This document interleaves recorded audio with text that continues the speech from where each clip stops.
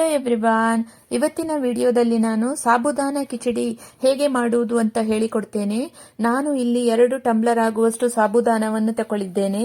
ಅದನ್ನು ನಾವು ಫಸ್ಟ್ ನೀರು ಹಾಕಿ ಚೆನ್ನಾಗಿ ತೊಳಿಬೇಕಾಗ್ತದೆ. 2 ಸರ್ತಿ ಇಲ್ಲಿ ನಾನು ನೀರು ಹಾಕಿ ಚೆನ್ನಾಗಿ ತೊಳಿತೇನೆ. ಅದಾದ ನಂತರ ಬರೀ ಸಾಬುದಾನ ಮುಳುಗುವಷ್ಟು ಮಾತ್ರ ನೀರು ಹಾಕಬೇಕು, ಜಾಸ್ತಿ ನೀರು ಹಾಕಬಾರ್ದು. ಮುಳುಗುವಷ್ಟು ಮಾತ್ರ ನೀರನ್ನು ಹಾಕಿಟ್ಟು ಒಂದು ರಾತ್ರಿ ಇಡೀ ನೀವು ನೆನೆಯಲು ಬಿಡಬೇಕು. ನೆನೆಯಲು ಬಿಟ್ಟ ನಂತರ ನೀವು ನೆಕ್ಸ್ಟ್ ದಿನ ನೋಡಿದ್ರೆ ಬಿಡಿ ಬಿಡಿಯಾಗಿ ತುಂಬಾ ಉದುರಾದ ಸಾಬುದಾನವನ್ನು ನೀವು ನೋಡ್ಲಿಕ್ಕೆ ಸಿಗ್ತದೆ.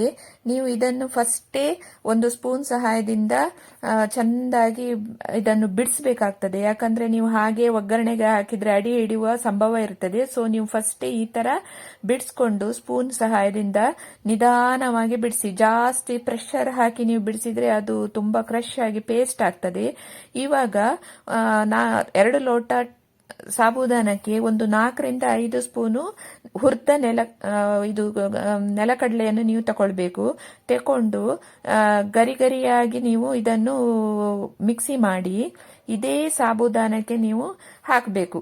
ಇಲ್ಲಿ ಸಾಬುದಾನಕ್ಕೆ ಹಾಕಿದ ನಂತರ ಇದಕ್ಕೆ ನಾನು ಒಂದು 2 ಸ್ಪೂನು ಸಕ್ಕರೆ, ನಿಮಗೆ ಇನ್ನೂ ಸಿಹಿ ಬೇಕನ್ಸಿದ್ರೆ ಇನ್ನೂ ಜಾಸ್ತಿ ಹಾಕ್ಬೋದು.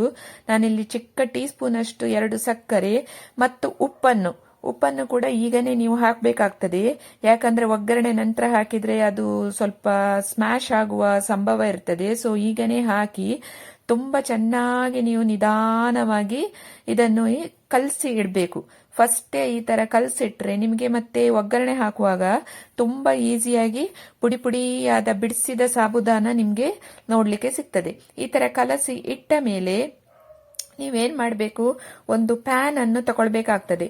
ಪ್ಯಾನ್ ಅನ್ನು ತಕೊಂಡು ಅದರಲ್ಲಿ ನೀವು 4 ಸ್ಪೂನು ತುಪ್ಪವನ್ನು ಹಾಕಬೇಕು.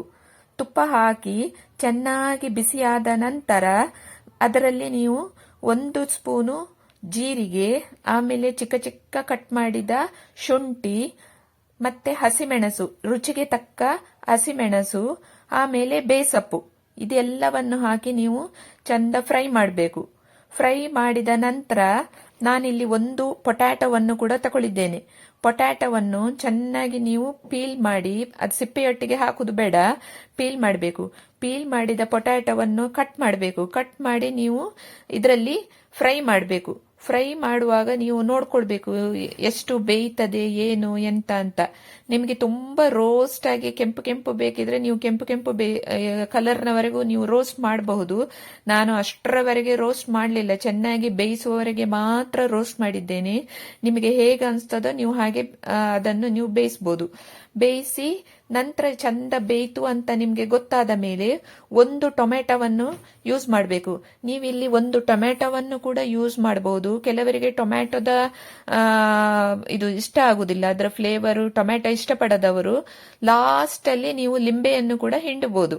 ಆದ್ರೆ 2 ನೀವು ಒಂದೇ ಸಲ ಯೂಸ್ ಮಾಡಬೇಡಿ. ನಾನಿಲ್ಲಿ ಟೊಮ್ಯಾಟೊವನ್ನು ಯೂಸ್ ಮಾಡಿದ್ದೇನೆ. ನಿಮಗೆ ಟೊಮ್ಯಾಟೊ ಯೂಸ್ ಮಾಡುವುದು ಇಷ್ಟ ಇಲ್ಲದಿದ್ರೆ ನೀವು ಲಿಂಬೆಯನ್ನು ಕೂಡ ಹಿಂಡಬಹುದು. ಟೊಮ್ಯಾಟೊವನ್ನು ಕೂಡ ಹಾಗೆ 1-2 ನಿಮಿಷ ಮುಚ್ಚಳವನ್ನು ಇಟ್ಟು ಬೇಯಿಸಬೇಕಾಗ್ತದೆ. ಬೇಯಿಸಿದ ನಂತರ ನೀವು ನೋಡಿ ಎಷ್ಟು ಚೆನ್ನಾಗಿ ಇಲ್ಲಿ ಬೆಂದಿದೆ. ಇದಕ್ಕೆ ಬೇರೆ ಏನಿಲ್ಲ. ಆಮೇಲೆ ನೀವು ಆಲ್ರೆಡಿ ಎಲ್ಲ ಪ್ರಿಪೇರ್ ಮಾಡಿದ ಸಾಬುದಾನ ಇದೆ ಅಲ್ವಾ, ಇದು ರೋಸ್ಟೆಡ್ ಇದು ಪೀನಟ್ ಹಾಕಿ ಅಂದ್ರೆ ಕಡಲೆ ಹಾಕಿದ್ದು, ನೀವು ರೋಸ್ಟೆಡ್ ಮಾಡಿದ ಇದ್ದದ್ದು ಸಕ್ಕರೆ ಹಾಕಿದ್ದು ಪ್ರಿಪೇರ್ ಮಾಡಿದ ಮಿಕ್ಸರ್ ಅನ್ನು ಈ ಬಾಣಲೆಗೆ ಹಾಕಿ ಬಿಡಬೇಕು. ಹಾಕಿ ಪುನಃ ನಿಧಾನವಾಗಿ ನೀವು ಕೈ ಆಡಿಸ್ಬೇಕು. ಯಾಕಂದ್ರೆ ಇದು ಏನಿದ್ರು ಸಹ ನೀವು ಇದನ್ನೆಲ್ಲ ನಿಧಾನವಾಗಿ ಕೈ ಆಡಿಸ್ಬೇಕು. ಇದು ಸ್ವಲ್ಪ ಸಾಬುದಾನ ಬೇಗ ಅಡಿ ಹಿಡಿಯುವ ಸಂಭವ ಜಾಸ್ತಿ. ಅದಾದ ನಂತರ ಲಾಸ್ಟ್ ಅಲ್ಲಿ ಈ ತರ ನೀವು ಕೊತ್ತಂಬರಿ ಸೊಪ್ಪು ಹಾಕಿದ್ರೆ ರುಚಿಯಾದ ಘಮ ಪರಿಮಳ ಬರುವ ಸಾಬುದಾನ ಕಿಚಡಿ ರೆಡಿ ಆಗ್ತದೆ. ಕೆಲವರು ತುಪ್ಪವನ್ನು ಹಾಕಿ ಬಳಸ್ತಾರೆ, ಇನ್ನು ಕೆಲವರು ಎಣ್ಣೆಯನ್ನು ಹಾಕಿ ಬಳಸ್ತಾರೆ. ನಿಮ್ಮ ಇಷ್ಟ, ನಿಮಗೆ ಹೇಗೆ ಅನಿಸ್ತದೆ ನೀವು ಹಾಗೆ ಮಾಡಬಹುದು.